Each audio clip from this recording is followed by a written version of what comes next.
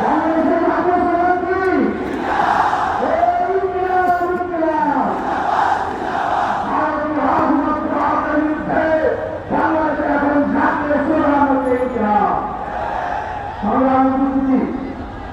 আসলে নিজের আমি একটি কাম করার জন্য ভাবছিলাম এই উৎসাহ ভাই আমি অবসরের পর সেই সময়গুলোতে বিশেষ করে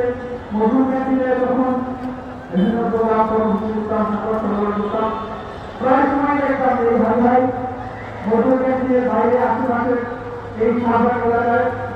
মিটিং করতে কর্মসূচি করতে এইখানে অনেকেই আছেন যাদের